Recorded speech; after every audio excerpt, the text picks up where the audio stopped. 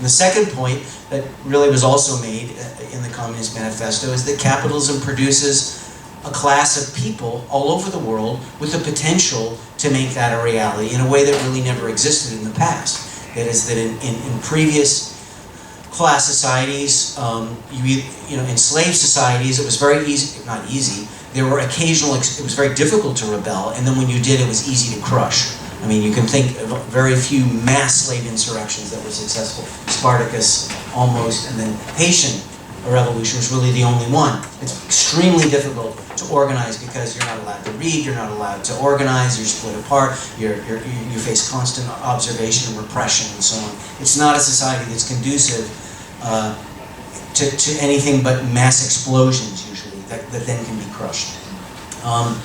The same with peasants. Peasants can come together briefly to kind of, against their lord, burn down the manor, but their interest is really more as individuals in having their own land.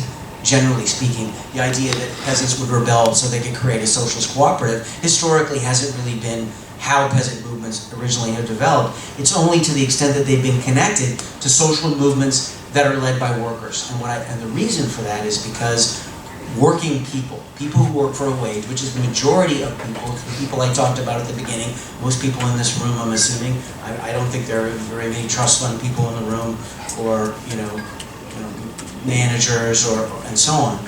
Most people sitting in this room are people who have to work for a wage. They have to sell themselves on the market, and then they get a certain amount of return, and it's that exploitation of their labor, of your labor, that drives the system. But the fact of the matter is that you also, because of that exploitation, are the lifeblood of the system. And so working people have a potential power if they organize.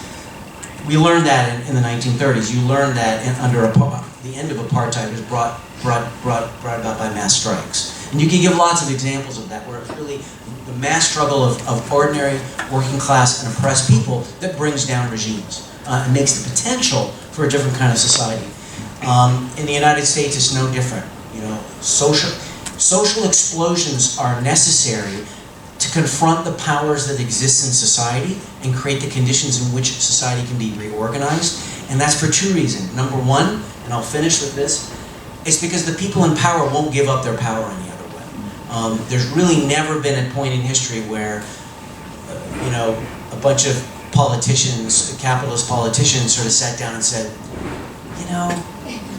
we really just, I'm gonna raise wages. I just feel like people don't get paid enough. You're like, no. The reason they decide to do it is because they come under pressure, come under organized pressure.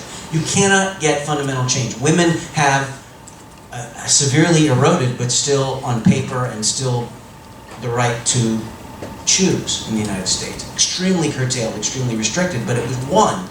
It was won. Roe v. Wade was won because women organized, they fought for it. Not because some benevolent Supreme Court justice said, something, women should have the right to it. Yeah, okay, let's do it. No, people fought for it, they organized for it. Everything we have came in and through struggle. There has been I would probably say no progressive reform in world history that didn't come because people didn't fight. Because people didn't fight. That's like a double negative. That didn't come through struggle. How about that? Okay.